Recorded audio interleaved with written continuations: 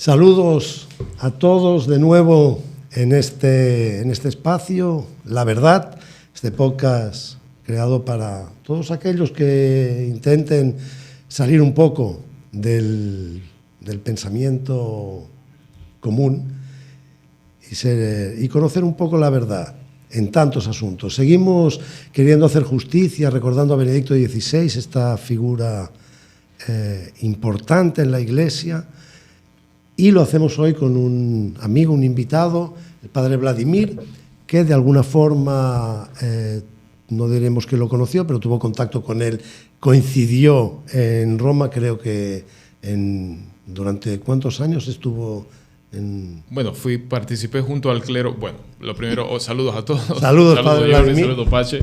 Y saludos a toda la gente de La Verdad. Ahora me toca estar de este lado, generalmente estoy de aquel lado, mirando lo que ocurre con el podcast, muy interesante, y con felicidades también al padre Ramón, lo felicitaré cuando le vea personalmente.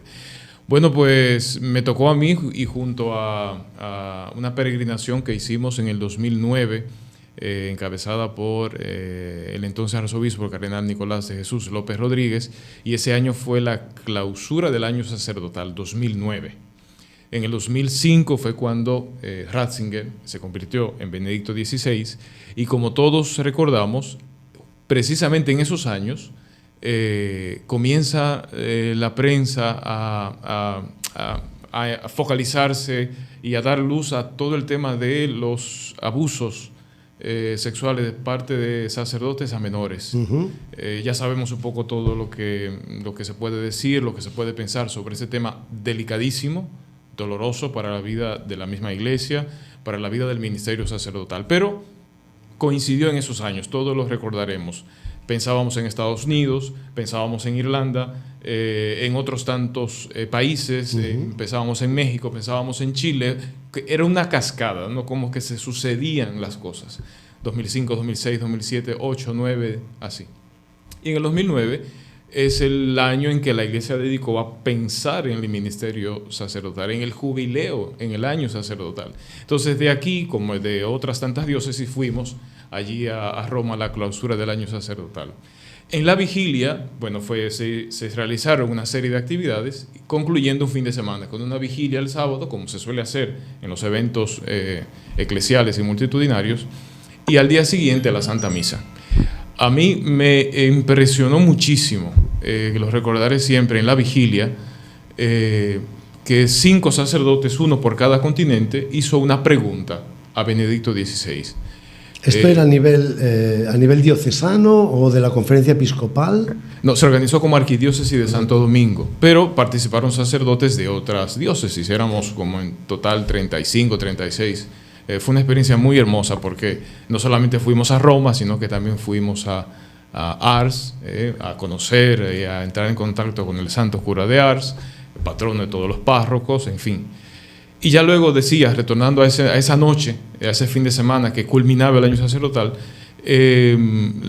las preguntas obedecían a la inquietud de los sacerdotes. Ahora mismo quería recordar un poco aquel momento, pero era la inquietud por el estrés o la cantidad de trabajo pastoral, uh-huh. al cual uno no llega. Los sacerdotes no llegamos, más cuando hay parroquias extensas, muchas comunidades, planes de pastorales. Pensemos en la realidad de Europa, que ya las parroquias pues se van uniendo en unidades pastorales. O sea, sí, hay mucho. En Europa, sobre todo en zonas rurales, exacto. Hay párrocos que atienden 10 parroquias. No, y aquí también. O sea, esa es el día a día de un sacerdote. Entonces, preguntándole por ese desbordamiento, sentirse desbordado, el Papa respondió, bueno, pues quizás la misión de un sacerdote, no quizás, lo digo con mis palabras, porque fue lo que yo recuerdo, la misión del sacerdote es ser y reflejar la alegría de ser un hombre llamado por Cristo. O sea, más que hacer, es manifestar y reflejar la alegría de ser un hombre con vocación, una persona con vocación, llamada por Cristo. Y aparte de eso, desarrolló muy brevemente, porque fue en el contexto de un diálogo, preguntas, respuestas, por supuesto la celebración de la Eucaristía al centro, eso significa ser uh-huh. llamado, el ejercicio de la caridad que te hace estar presente con los más necesitados, con los niños, en la catequesis, y por supuesto el contacto con la palabra de Dios que te hace ser un maestro en cuanto que enseñas. Y ahí está también la vida de oración, el oficio de lectura, la oración personal. Y al final dijo también la frase que yo recuerdo, y por lo cual estamos hablando de eso. Y además tener la valentía y la humildad de descansar. O sea, qué belleza. De decir, hasta ahí llego. Esto es inmenso.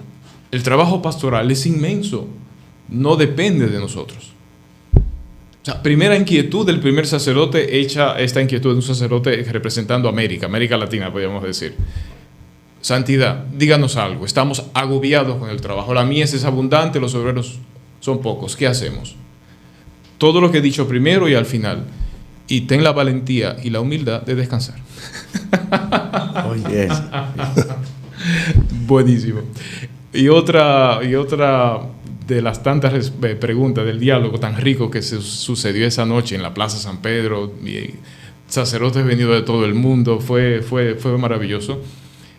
Otro sacerdote hizo presente la desorientación doctrinal. Más o menos le decía: Santo Padre, ¿qué usted nos dice? Usted es el Papa teólogo. Nosotros apenas tenemos tiempo para leer poca cosa, pero nos damos cuenta del rumbo que lleva la teología, del rumbo que lleva el pensamiento moderno. Estamos en el riesgo de sentirnos desorientados, más cuando los mismos principios de la fe uno entiende que por la misma práctica teológica comienzan a desvirtuarse. Bueno, la respuesta habría que, por eso no me dio tiempo a recuperarla completamente, pero al final dijo, la luz, la frase fue, así como recuerdo la otra sobre el descanso, dijo: no hay mayoría en la iglesia que vaya en contra de la mayoría de los santos. Algo así. O sea, la luz inequívoca en este panorama que puede desorientar al interno de la iglesia y fuera de la iglesia. Pensemos en todas las corrientes de pensamiento que pueden desorientar, no a un sacerdote, a una persona. Dice, está la luz de los santos. La ortodoxia de la iglesia son los santos. Oh, por Dios. O sea, fue una clausura del año sacerdotal, en donde además hay que resaltar cómo el Papa Benedicto XVI pues afrontó con humildad y valentía todos los desafíos en la misma carta pastoral que dirigió a Irlanda, llena de misericordia, de humildad, pidiendo perdón a las víctimas. O sea, en toda el ministerio de Benedicto XVI, ahora que lo honramos con estos programas que estamos haciendo, que está haciendo el podcast, pues esa dimensión de la atención a la vida sacerdotal en un momento en que había que responder al mundo y responder también a la verdad sobre qué pasa con el celibato, qué pasa con estos, cómo actúa la iglesia, qué acción toma. Me parece que eso es uno también de los legados que los sacerdotes al cual hemos de volver. Bien, yo me pregunto una cosa. A la luz de estas dos reflexiones, ¿verdad? Yo voy a hacer una pregunta un poco personal para ti, personal. ¿Qué tú entendiste por esto de tener la valentía de descansar? ¿Qué tú entendiste? ¿En qué te ayudó a ti esa reflexión que tú lo dices aquí con tanta vehemencia que parece que te ayudó bastante? ¿Por qué te ayudó? Porque abre o sea, pone la luz sobre la realidad del Evangelio y del Reino, con una gran dosis de humildad. La valentía la valentía y la humildad de descansar, de decir, estos son mis límites. O sea, la parroquia, el trabajo pastoral, la catequesis, las enseñanzas, y eso se extiende también al trabajo, la responsabilidad en la familia, o sea, en los dones que tenemos del mismo Dios, no son nuestros. Y eso quizás, mirando, o sea, analizando un poquito más, nos permite entender el espíritu y la grandeza y la humildad de Benedicto XVI, de Ratzinger, que ya, con esta frase, si lo llevamos a uno de sus grandes actos, que fue su renuncia al solio pontificio. Su renuncia, dice, no puedo, por mis condiciones de salud, se puede pensar muchas cosas, no puedo. Pero, o sea, no es novedad. Sí, nos sorprendió. Absolutamente. Pero volviendo sobre los hechos, tú lees esta orientación que dan los sacerdotes, pero es que en la primera homilía o el primer mensaje, cuando le hicieron obispo de Múnich, él dice, la frase viene en el libro de su secretario, ahora que publicó, de George Gainswain, a veces se pronuncia así, George Gainswain, dice en esa primera homilía, que está en las primeras páginas del libro, dice, la viña, no la viña del Señor, dice algo como que esto no es nuestro, o sea, esto no es mío. Hemos sido llamados a una viña que pertenece a otro. Ahí está la valentía, Santiago. La valentía de admitir que esto no es nuestro. Sí. Que la vocación es un don, que no es nuestro. Y luego, si vemos en sus primeras palabras, cuando es elegido Papa, esas me acuerdo yo. También dice, aquí está el humilde laboratore, siervo de la viña del Señor. Me presento ante ustedes como un humilde siervo en la viña del Señor. O sea que realmente Papa Benedicto XVI nos dejó un gran legado de valentía. Hay que tener mucha valentía para hacer lo que hizo con la renuncia. Además, y con una humildad, una tranquilidad pasmosa a la cual no estamos acostumbrados, porque hemos de hacer, porque hemos de predicar, porque hemos de ir, salir, entrar, hemos de hacer. Pero hay momentos, así como el celo lleva a la evangelización, así hay momentos que hay que detenerse. Porque al final, lo que yo voy a decir, me voy a atrever a decir esto, ¿verdad? Él vio que ya lo que estaba pasando y sus fuerzas, él no era competente para resolver lo que había, para hacer su trabajo. Entonces, si se queda en el medio, lo que hace es estropearlo todo, ¿no? Entonces, por eso decidió, entonces mejor me echo a un lado, que venga alguien que lo pueda hacer, porque yo veo que no puedo. Pero también vuelvo, como siempre, yo tengo esa mala costumbre de volver atrás, ¿verdad? Entonces, hubo algo que tú dijiste cuando comenzaste a hablar sobre eso, del trabajo pastoral, en fin, todo eso. Mencionaste también lo de la familia y demás, porque al final yo lo que quiero ver es, él lo dijo para un sacerdote que le dijo del trabajo y todo eso por allí, pero yo quiero también ponerlo en el contexto de nosotros, los que no somos, los laicos, vamos, una palabra que no me gusta mucho, pero bueno, vamos a usar los laicos. No hay otra. No hay otra. Mientras no se invente otra, vamos a usar esa aquí, ¿verdad? Porque, bueno, algún día explicaré también por qué no me gusta mucho la palabra laico, ¿verdad? Te vamos a entrevistar. Sería bueno. Entonces, no, al final yo veo que si tú... Esto debe ser también para todo cristiano, esto del descanso, ¿verdad? Que tiene tanto significado en la Escritura, de hecho lo tiene enormemente, ¿verdad? La misma encíclica de Juan Pablo II sobre el domingo, sobre el día de descanso, ¿verdad? Pues te habla un poco de eso, de que descanso y liberación, la Eucaristía que es descanso y liberación. Y tantas veces pues hemos hablado acerca de que nosotros estamos llamados al descanso, lo que la gente dice en los responsos, el descanso eterno, sí. Que parece como medio, no se habla mucho de estas cosas hoy, de las cosas trascendentes no se habla mucho, pero que la palabra esta del descanso tiene que ver con la trascendencia. No sé si me estoy yendo demasiado al fondo de la situación. Es así, o sea, el descanso es la lógica del don. O sea, el descanso pertenece a la lógica del don. Se descansa porque se reconoce valientemente que lo que tenemos es un don. Por lo tanto, depende de Dios y a Él se le da la gloria y a Él se le reconoce la marcha y la responsabilidad de las cosas, que no exime del trabajo, porque son las dos cosas, ¿eh? O sea, no solamente es para entrar en la lógica del don y sentarse, no, es tener el equilibrio en la propia comprensión y en el propio hacer. Decía San Agustín, si no recuerdo mal, era él que decía, hacer todo como que todo depende de nosotros, sabiendo que todo depende de Dios. Yo en el descanso yo lo traduzco al El del párroco yo lo traduzco al padre de familia. Pero claro. Si el padre de familia entiende que los hijos son suyos y lo que sea el hijo de mayor dependerá de sus... se va a agotar, Claro que sí. y se va a frustrar. Claro que sí. Porque son otros, son distintos y son de Dios. Sí, sí. Y el poder decir no son míos lleva al descanso.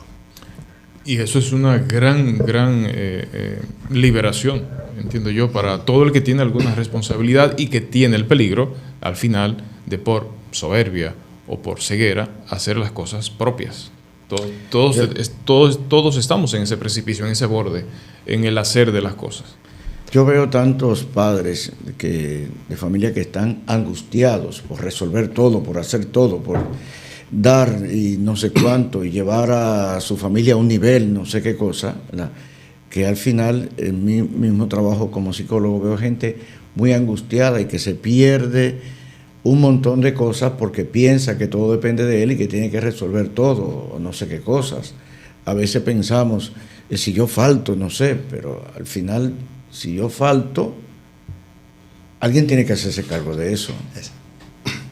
¿No? Sí, es así. Y, o sea, un poco, yo lo que quiero es quitar un poco de angustia con esta palabra del descanso a muchos padres y madres que andan angustiados precisamente, sobre todo por el futuro, porque un párroco que está trabajando, está pensando en el mañana, en qué voy a hacer con mi gente para darle, para que tengan esto y lo otro, y ya si el Papa mismo te dice, ten la valentía de descansar, óyeme, sí. Vamos a ponerlo también de la parte nuestra. Claro, es que es válido para todos. Claro que sí.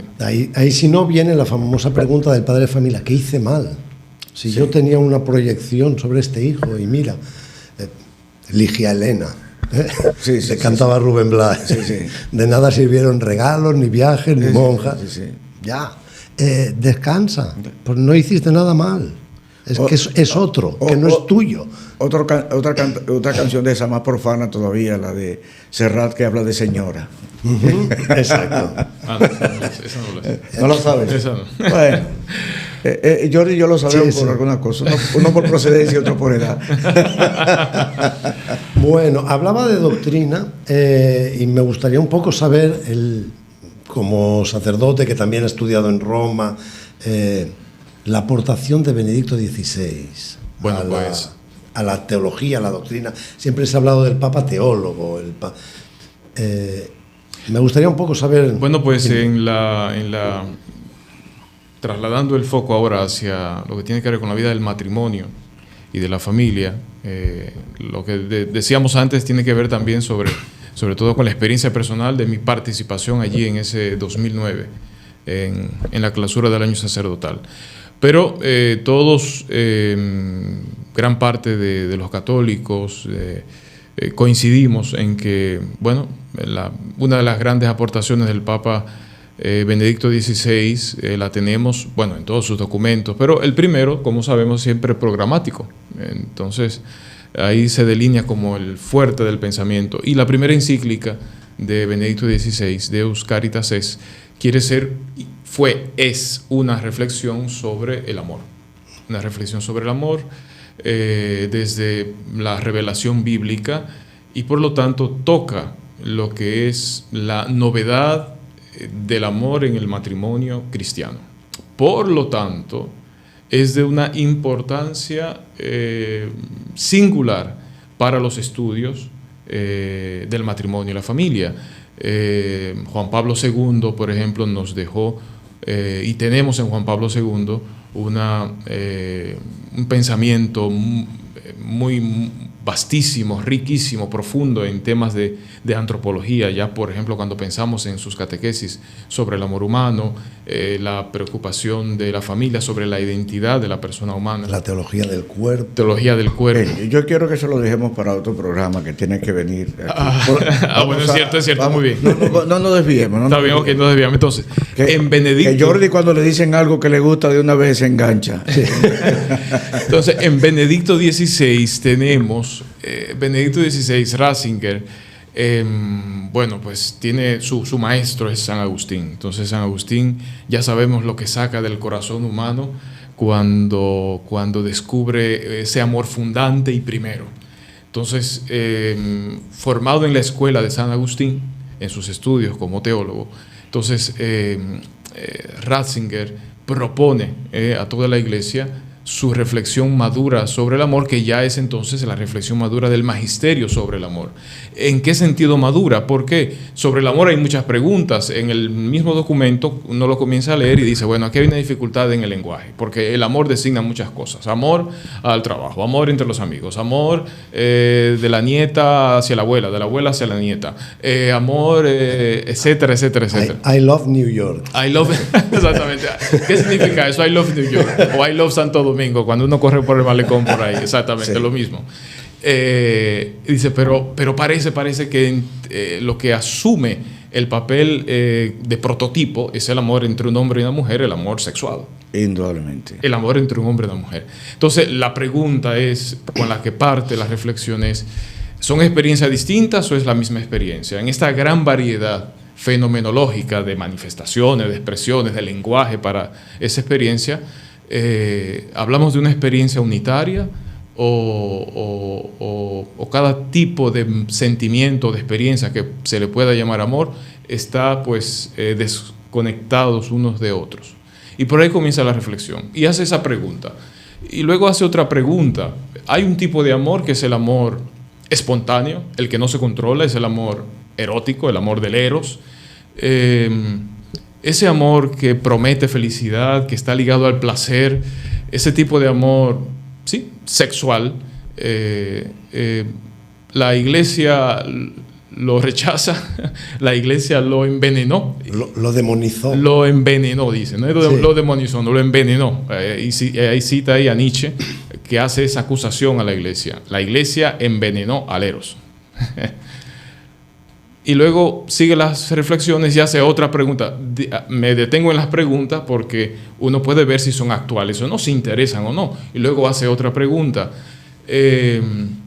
Al final dice, bueno, en esta serie de preguntas, a ver si me acuerdo, dice, la Biblia, ¿por qué manda el amor? Esa otra pregunta. En la Biblia leemos los mandamientos, ¿no? Dice, la Biblia, ¿por qué manda el amor? El amor puede ser mandado. Entonces, con esas reflexiones como guía, el Papa ofrece una reflexión madura del amor humano. Y dice, en síntesis, que las distintas experiencias no están desconectadas. Que en la revelación bíblica hay una gran aportación, porque si en la filosofía griega o en la concepción griega el eros era solamente espontáneo, era arrebato, era éxtasis, era un amor ascendente porque buscaba lo divino, y lo divino era la felicidad, porque es ese deseo de placer, de eternizar el placer, por eso ascendente.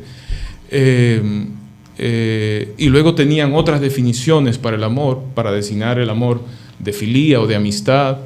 Menos usaban la palabra agape o ágape. Dice, pero en la Biblia todas esas concepciones del amor aparecen integradas al punto que del mismo Dios se puede predicar el amor eros.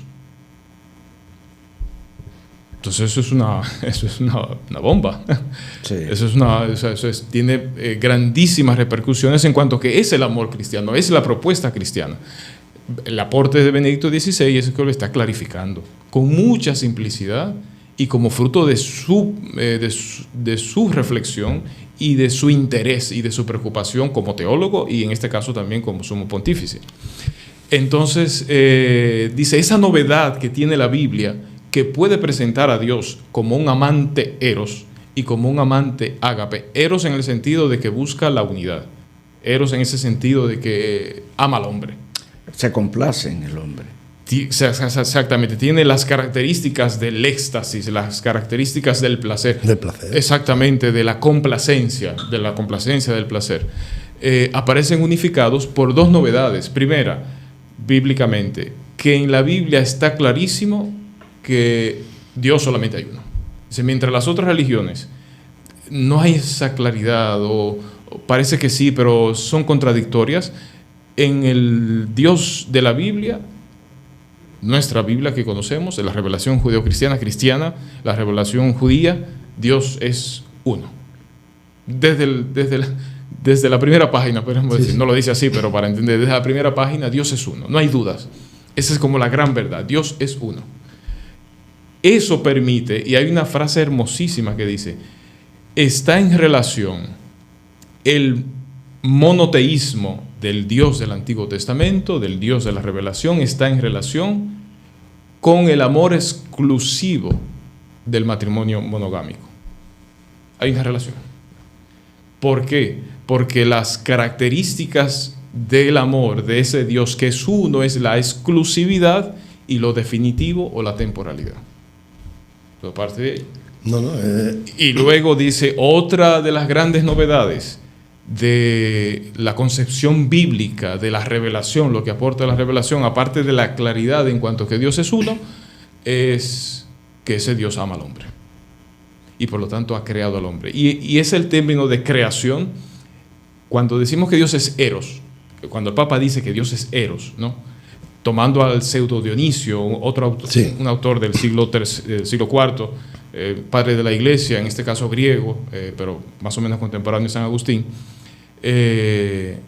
está hablando del amor como del amor con ese poder de, cuando el Papa dice Eros, que Dios ama de Eros, está diciendo que tiene un amor creativo, porque el amor es creativo.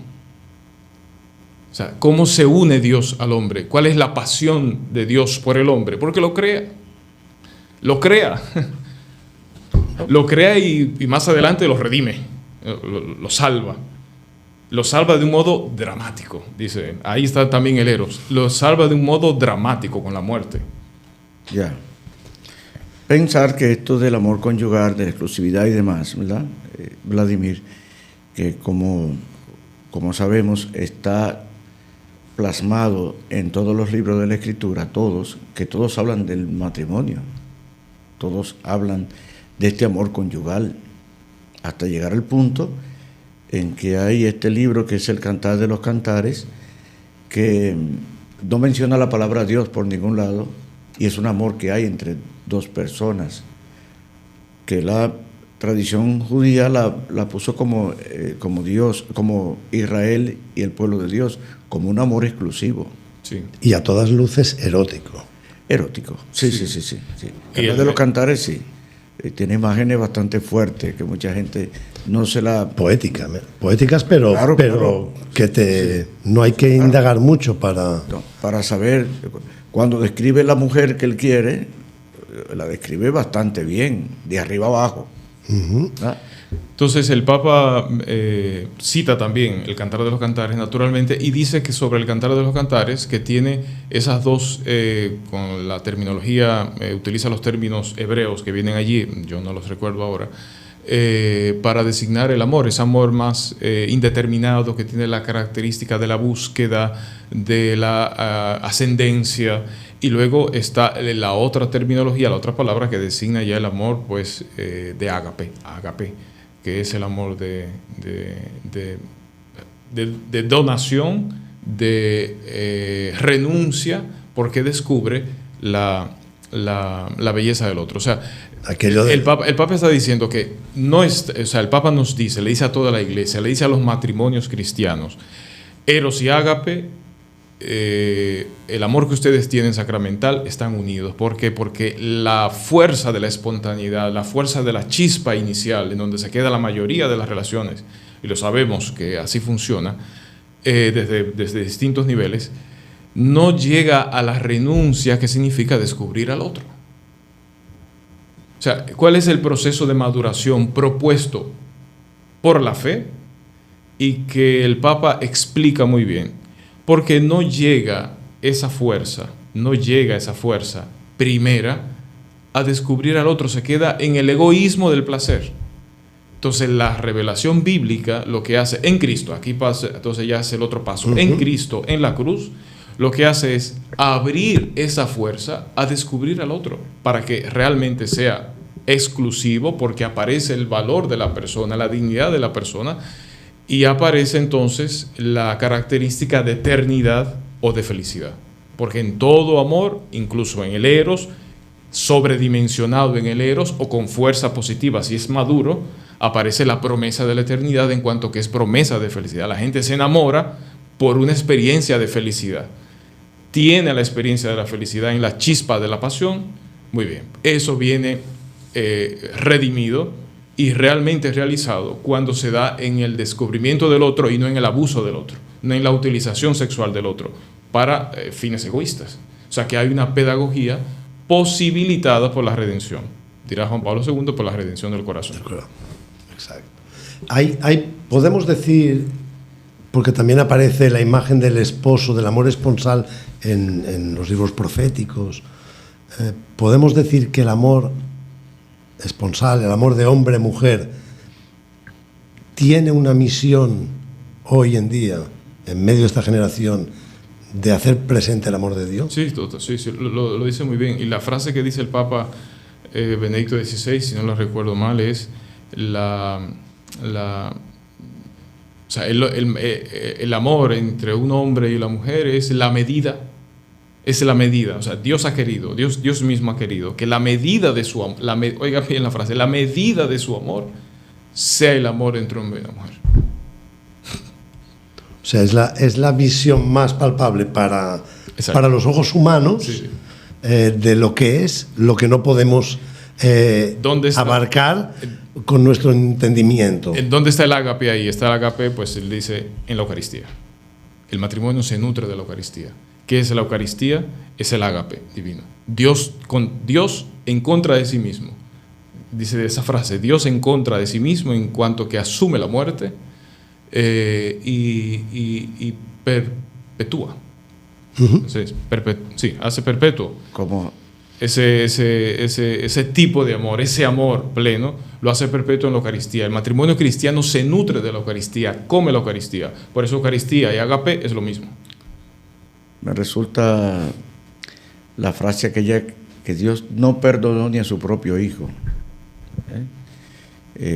por amor a nosotros. O sea que es un amor agape, indudablemente que sí. De renuncia. De renuncia, de entrega. Renuncia fin. Porque significa la renuncia en lo que hay que renunciar para descubrir al otro. Es tan sencillo. Para descubrir al otro. Sin negar el componente eros, el de la complacencia, porque hay que recibir amor. No solamente hay que dar amor, dice el Papa. No solamente hay que dar, hay que dar. En ese dar se recibe. En ese mismo contexto del amor erótico que presenta el Cantar de los Cantares, también lo sublima con una frase hermosa. Dar por este amor los bienes de la casa sería despreciarlo. Lo está, y habla de un amor erótico, pero que tiene tendencia a la eternidad. Y ante eso, todo lo que puedas ofrecer por él vale nada. Y finalmente, hablando de la Eucaristía como lugar del ágape, entonces el Papa ya en la segunda parte de la encíclica de Eucaritas desarrolla el componente social, comunitario que tiene el ágape, porque tomando del mismo pan y del mismo vino se convierte en un solo cuerpo, en el cuerpo místico de Cristo, y por lo tanto la Iglesia tiene la misión de ejercer la caridad. Es la segunda parte de quizás en un tono, una vez que se ha hecho esta reflexión en la primera parte sobre la esencia del amor desde las coordenadas bíblicas, respondiendo a todas estas preguntas y otras que no las mencioné, pues entonces dice, pues el amor a Dios abre el amor al prójimo y la Iglesia es ministra de esa caridad, de ese amor al prójimo. O sea que aparece el elemento comunitario. ¿Dónde está el agape entonces? En la apertura al otro, que significa en el caso de los casados la no instrumentalización de la otra persona, sino el descubrimiento de la otra persona, el respeto y el amor a la otra persona por la persona, no en función de el eros entendido en tono inmaduro de placer absoluto para mí o para el sujeto, sino ese paso a la otra persona que abre entonces a la comunidad y a la sociedad. O sea que ahí está el agape explicado como proceso de purificación. En este sentido, de elevación. Esta reflexión que significa esta encíclica, yo por ponerlo en el contexto de todo lo que ya había iniciado, y porque, para los que no lo saben, el padre Vladimir es rector del Pontificio Instituto Juan Pablo II, director, y que, por cierto, le vamos a invitar para hablar exclusivamente del instituto otro día, espero que acepte la invitación.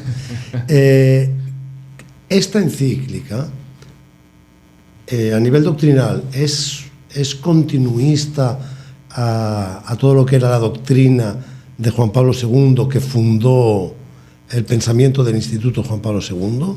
Continuista, sí, claro que sí. Complementa eso. Complementa. Complementa, sí. Claro que sí. Le faltaba, si uno lee, por ejemplo, la catequesis del amor humano de Juan Pablo II, faltaba una reflexión sobre el amor en sí mismo.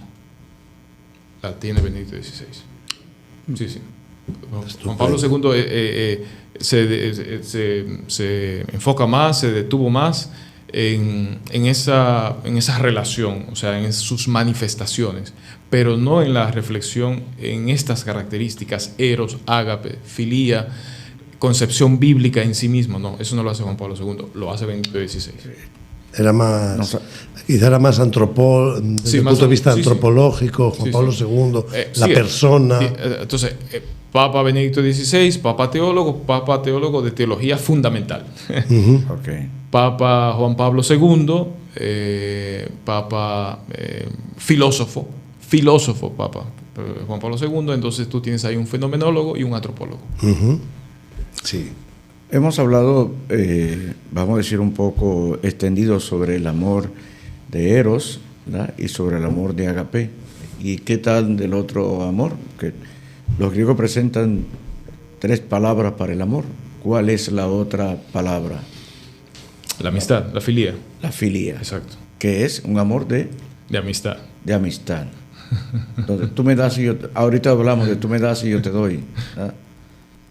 No, es que me gusta siempre que la gente sepa, tenga el contexto. Me gusta bajar un poco la situación para que veamos. Sobre el otro amor. La gente sencilla que nos sigue porque... Sobre el otro amor te voy a decir algo sobre la filía, que es un poco el tema de mi tesis. Con razón se estaba riendo. No, debía estar pensando, no entremos ahí, nos vamos mañana. Por una razón muy sencilla. ¿Por qué? No, hombre, quieres joder a mí tú. No. Es que cuando releía rápidamente Deus Caritas Est, como sucede en la mayoría de pensadores, de teólogos, aparece la reflexión sobre el ágape, y luego más o menos aparece la reflexión sobre la filía, sobre todo en el Evangelio de San Juan, a nivel de la escritura. Es San Juan. Sí. Es San Juan el que toca el tema de la amistad, de la filía, amor, filía. Que es una relación, sobre todo la que tiene con los discípulos. Exactamente, eso es.